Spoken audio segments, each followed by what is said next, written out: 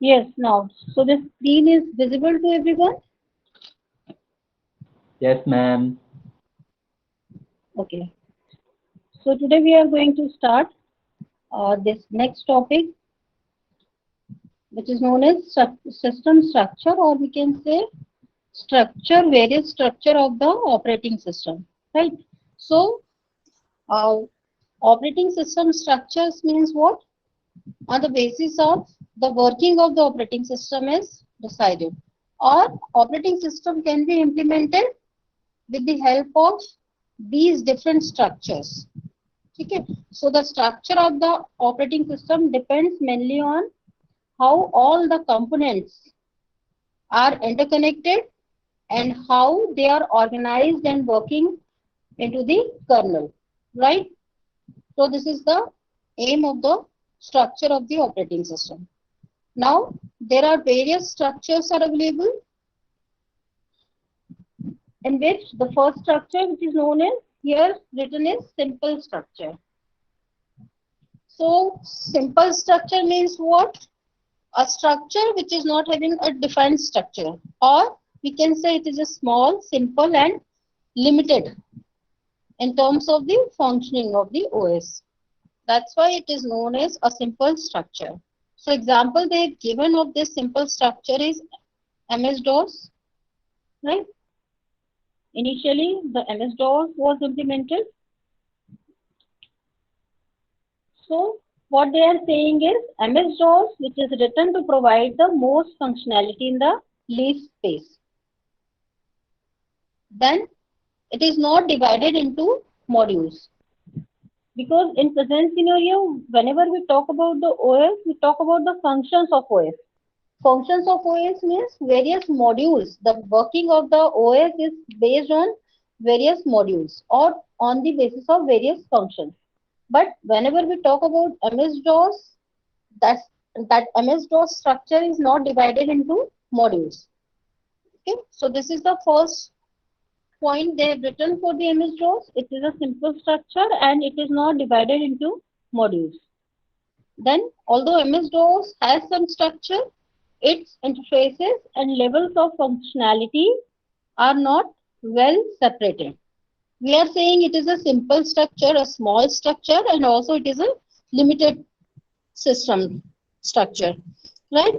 So, in this system, the levels of functionality are not well separated. And the point here they have written is, although MS-DOS has some structure, its interfaces and levels of functionality separated. So now they've given this structure of MS-DOS, right? So in this structure, what they are showing is, in the MS-DOS application programs, these various BIOS, some system programs, then application programs. This is the small structure of the, or we can say this is a diagram of the entire system of the MS-DOS. Okay. Any other thing they are saying is, here we can see here, operating systems such as MS-DOS and the original Unix did not have well-defined structure. So Unix and MS-DOS are the simple and initial OS structure, but they are not well-defined structure, right? And there was no CPU execution mode, user and kernel. And so errors in applications could cause the whole system to crash. ठीक है, हमारा जो present scenario में systems है उसमें क्या है, user and kernel mode, two different modes are available. See, here we can see user mode and kernel mode. There are two different kinds of modes are available. This is known as dual mode, user mode and kernel mode, right? So what is user mode is, here from this diagram we can understand here. all the user process which is comes under the user mode. Okay, all the kernel process which is comes under the kernel mode, right? तो जो भी applications run होंगे, ठीक है, उनके लिए जो system calls की जरूरत है, all will be come under user mode. And related with system, all the system calls will comes under this kernel mode, right? So they are saying this. There was no CPU execution mode, CPU and kernel. And so errors in applications could cause the whole system to crash. Means in this kind of structure, if there is an error in any application, it will crash whole the system. Okay, but in present scenario, whatever operating system we are using, that is based on the multifunctionality, all the multi-layer. We will see later on. So this is the first structure of the OS, which is known as simple structure, and which is based on this MS-DOS and also the Unix. But the structure of MS-DOS and original Unix did not have well-defined structure, right? And the problem with these kind of structures is if any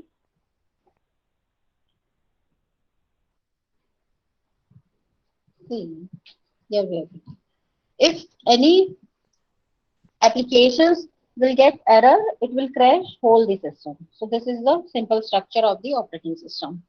Now the next, and also in this simple structure, they are saying Unix is also a structure which is not having well-defined structure, and uh, which is also having same properties which we have defined here in MS-DOS.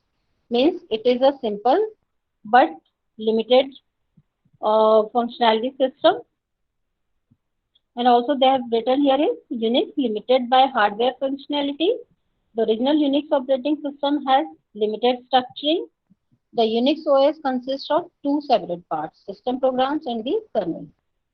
So kernel means consisting of everything below the system call interface and above the physical hardware. That is the kernel, which is also shown here in this diagram, right?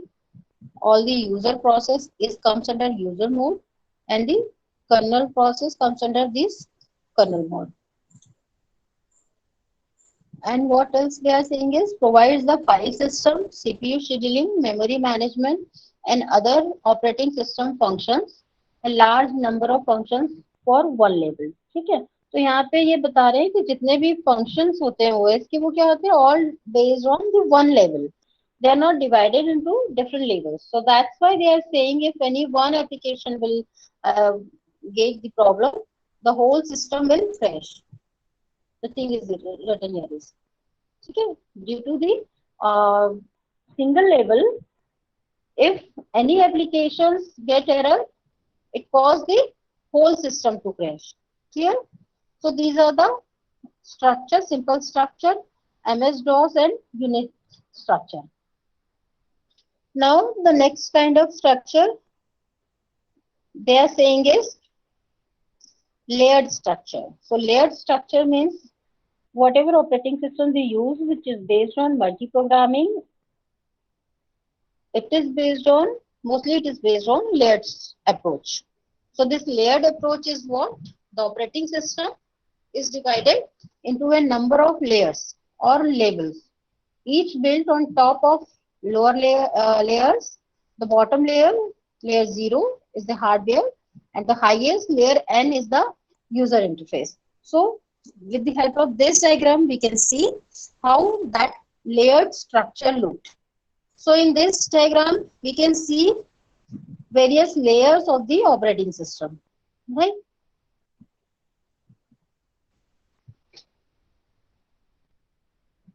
So in this diagram, or we can see the 0 layer, which is the hardware part, right? Then after that 0 layer, or whenever we talk about the various functions of the OS, in which we have seen already various different functions and those different functions based on different modules. So same here, all the layer based on the different modules. So the layer 0 means that is the hardware part. Then after layer 1, layer 2 up to the layer n. So layer n will be this layer n or m is what? That is the user interface, right? So basically operating system is works in between user and the hardware. So all the layers are divided from layer 0, hardware, up to the layer n or m is the user interface. Clear? So these layered structures divided in from layer 0 to layer n, which is written here. Clear? So the operating system is divided into a number of layers, labels, which is known as labels, each built on top of lower layers. The bottom layer, layer 0. So each built on top of the layer means the initial layer 0, that is the hardware part. Then after that layer 0, the layer 1 will be on the layer 0. Then layer 2, layer 3 up to the layer n. And that layer n will be the highest. And that is the user interface. Clear? Then second part they are saying is with modularity, layers are selected such that each uses functions, operations and services of only lower level layers.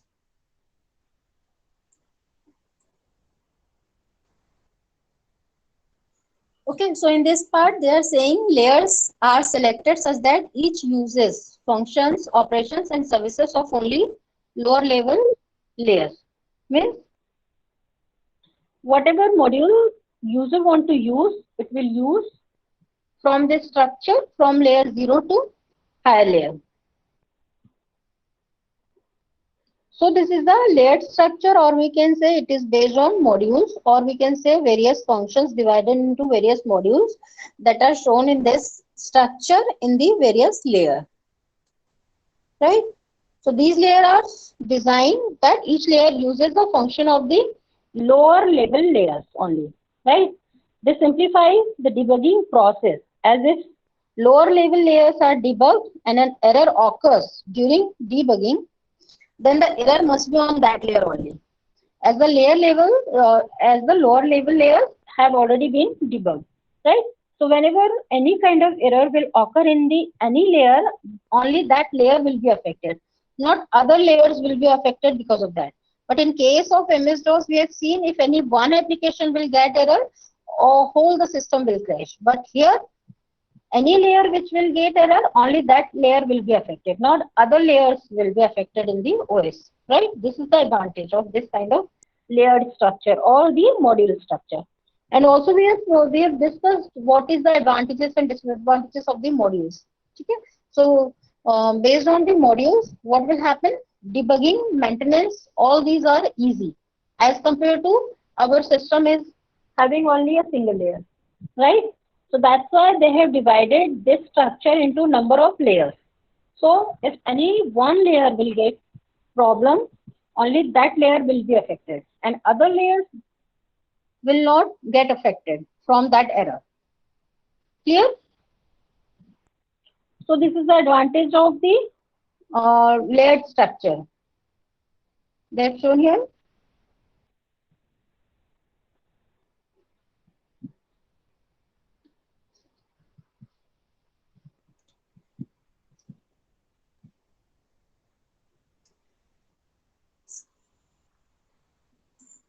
So okay. So they are saying main advantage is simplicity of construction and debugging. Okay, due to the all the functionality is divided into number of modules or in the number of layers. Then they are saying only the difficulty is or the main difficulty is defining the various layers. Means all the functions will divided into separate layers. Right? That is only the difficulty. If all the functions will clearly divide into number of layers, then after that it is easy to debug, maintain everything.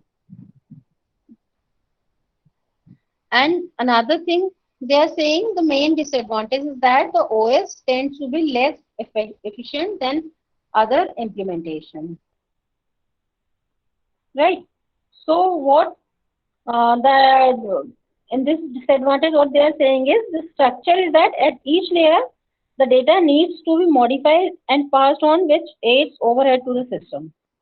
So in for this they need careful planning of the layers so that each layer can use only lower level layers, right? So these are the advantages and disadvantages of the layer structure or layered structure of the operating system. Then after this, they are saying microkernel. So what this microkernel is? So they are saying this structure the operating system by removing all non-essential portions of the kernel and implementing them as system and user level programs. So in microkernels, the operating system designed by removing all the essential components from the kernel and implementing them as system and user program. So this result in a smaller kernel called the microkernel, right? So result of this is what? In smaller kernel called the microkernel. And advantages of this kind of structures need to be added to user space, okay, and does not require the kernel to be modified. The advantage of this microkernel is what? Whatever extra services or whatever new services user want to add, it will add to the user space and it does not require the kernel to be modified. That is the advantages of the microkernel. They have written generally they provide minimal process and memory management and a communication facility. Communication between component of the OS is provided by message passing. Then the benefit of the microkernel are extending the operating system becomes much easier. Any changes to the kernel tend to be fewer since the kernel is smaller. Right? Whatever I have explained, we have written here in points. The microkernel also provide more security and reliability. But the main disadvantage of this kind of kernel is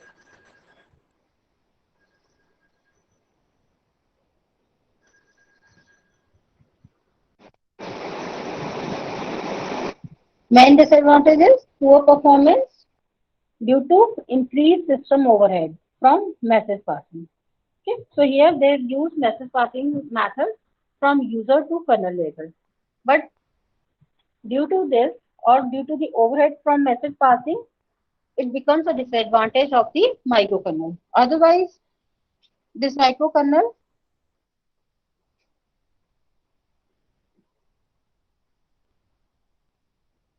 is easier to implement.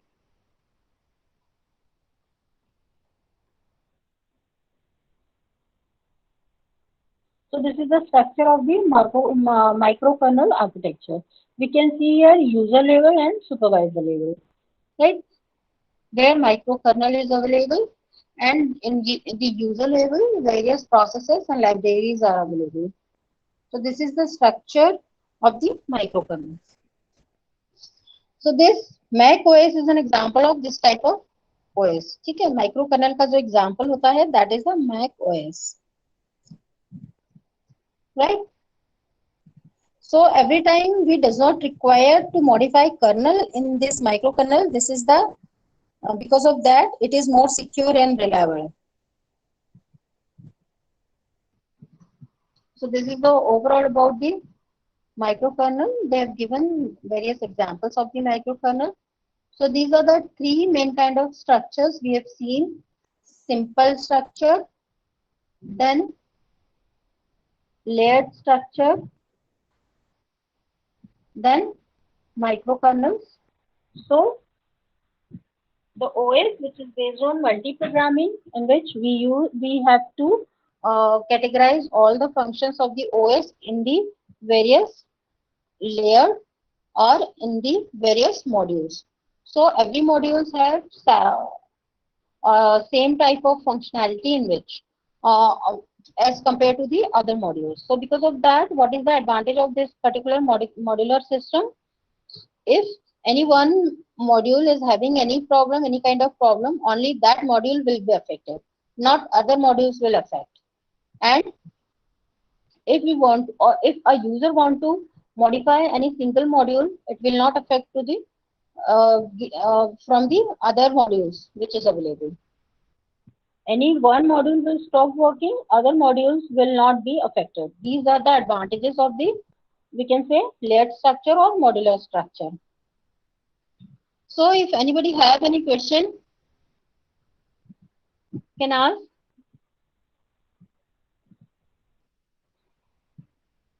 And this topic, if anybody have any question, please ask.